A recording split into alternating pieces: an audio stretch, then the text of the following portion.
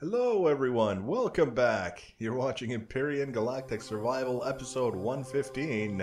I'm Enigmius and today we're finishing off the structural component of the MineOrb hover miner. We've got most of it done and right now it's just a matter of finishing off some of the details, some of the things that we haven't completed yet.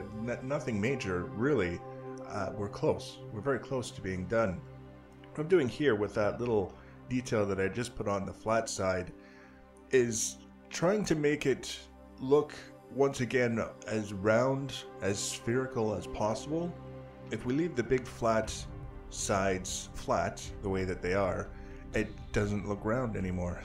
So by adding those little details on the sides, it just gives a little something that kind of tricks the mind into thinking that even though we can clearly see that it's a bunch of angles and nothing round at all, that it might actually be a spherical kind of thing.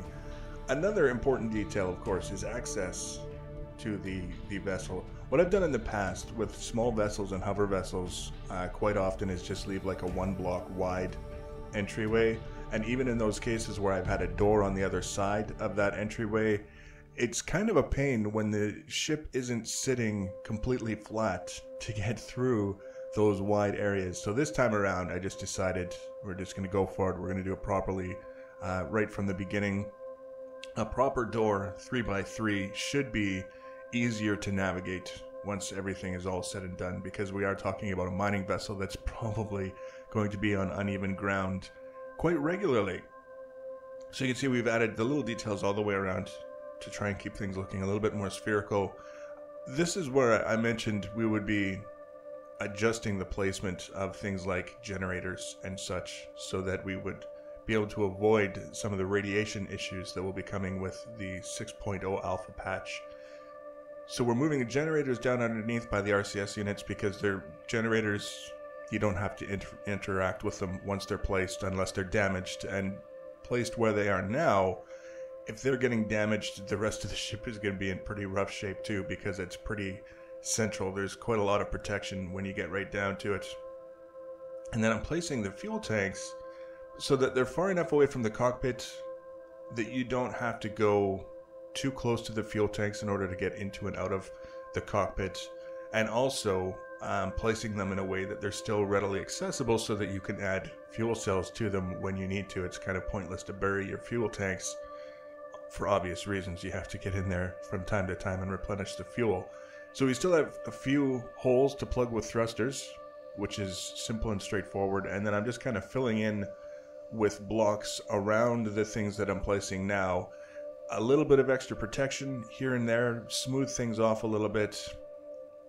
I don't have to do this necessarily. I'm sure that if I were to sit down and think a little bit harder and a little bit longer, I would have come up with other ways to close things in that doesn't involve placing all of these blocks, but I don't mind because I have lots of hardened steel and it doesn't take long. So it's a fairly simple, straightforward kind of way of closing things off and making sure that everything sort of makes sense in the end. The worst thing, and you may have noticed from the Saturninus, for me, for the interior of a ship, is when it's all blocky and rough looking. I would rather go overkill with the blocks to deal with that, get things kind of smooth and orderly, than to have them looking like we just sort of left them there in a rough state after building. So you can see on either side we've got 3 columns of 4 fuel tanks, which is a fairly generous allotment for a ship of this size. And now one of the things that I noticed with this door fairly quickly, with the way that I had it set up, with the 22.5-degree ramp leading up into the bowels of the ship, so to speak, you would get hung up on the door on the way in. It was just apparently too harsh of an angle, so I used some of the newer blocks that allow you to start off with the larger 22.5-degree slope block and then spread it out into 3 blocks to have sort of a convex ramp or a concave ramp going up, and that solved the problem. All of a sudden we weren't sticking on the door anymore, so it looks all right and it's functional. It solved the problem, so that's what we're going to stick with. Things are really coming together. I mean, realistically speaking, we're on, I think, the 5th episode now, and the ship is structurally going to be complete after this episode. What I'll be doing between this episode and the next is going around and kind of refining a few things, implementing some late breaking ideas, so to speak, anything that comes to mind, like, hey, that would be a better idea, painting, texturing, and then testing it. And then that will lead us to the blueprint. But right now, see, I had these hardened steel columns in front of the fuel tanks. I decided, just for looks, that I would do the thing with the glass that you see I'm doing now. Very, very simple, straightforward, not especially expensive, because these are all hover vessel materials, not capital vessel materials. So I'm using armored glass, and really all it's doing with the glass or with the hardened steel that I had in place before that is it gives me something that forces me to stand a little bit back from the fuel tanks whenever I'm interacting with them to add fuel cells. I can't get to within one block of them because of the things that I've deliberately put in the way. So that's the purpose behind that. And I'm hoping that that's all it's going to take. It would seem like kind of a shame to be irradiated just for trying to put fuel into my hover vessel. Here are the turrets that I promised, the defense turrets. I went with minigun turrets in this case. I believe you can put cannon turrets on a hover vessel. If not cannon, then plasma. I can't remember specifically which one I'm thinking of. I just know that mini turrets aren't the only option that would be available to us, but they're the least destructive in terms of the environment. Like if you're shooting with a minigun turret and you're not hitting your target, it's not destroying the environment around the target. And if you're shooting with a minigun turret and you are hitting your target, it's still not destroying the terrain around the target. The cannon turrets in particular, they have a tendency to explode. That's their whole thing, is their AoE, and they tend to do quite a lot of damage to the terrain.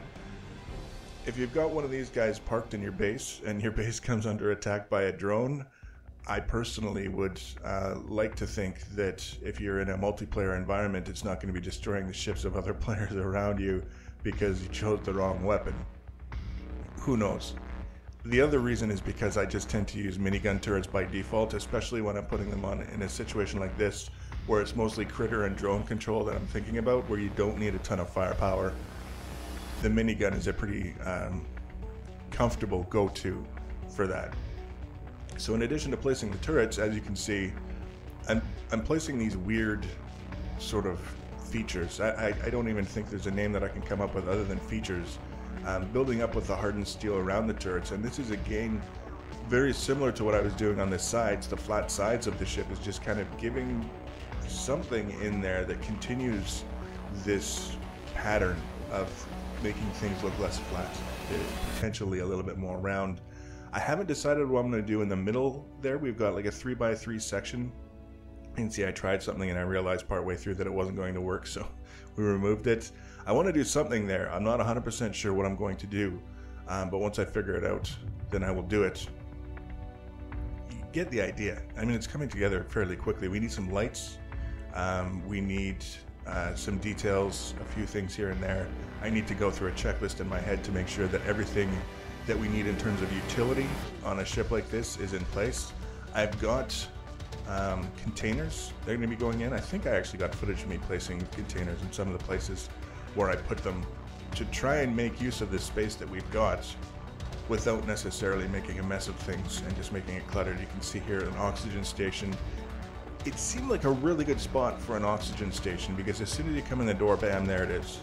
Because there's nothing worse than suffocating and being in a rush to get to a place where you can correct the situation, which in this case would be the oxygen station on your hover vessel, and not being able to get to it in time because you put it somewhere where it was a kind of a pain in the butt to get to. But we're trying to deal with it in that case by putting it really close. That purple container that I just placed on the wall there, that I picked up from a point of interest. It's actually one of the containers that had, I think it's ultra rare or rare, one of the two, like really, supposedly really good loot. And when I was going through and salvaging that point of interest for materials, I ended up getting the container whole, which is one of the potential outcomes you can get with the multi-tool the way it is now. And so I've been wanting to use it in something for the longest time, and in this case it turned out to be just the right opportunity. Except after placing it, I realized it only has a capacity of 1. You can only put one thing in it. So it's going to get removed and replaced with something a little bit more useful. But still, it was kind of neat, I thought, to have something like that you wouldn't normally be able to make on your own. So I moved the oxygen station. I put it up on the wall where the containers are, and then that allowed me to orient the oxygen tanks a little bit better, to have better access to them. Now we can get full access to 8 different oxygen tanks. Simple, straightforward stuff. And here's just one final detail that I started putting in because I could, to smooth out the interior here around the drill turrets. Like I say, next episode we're basically done with the build. So if you want the blueprint and you want to be notified about the next episode, the easiest way to do that is to subscribe to my channel or follow me on social media. Links for social media are always in the information section below the video. Feel free to leave your comments and feedback. Thanks for watching, guys, and take care.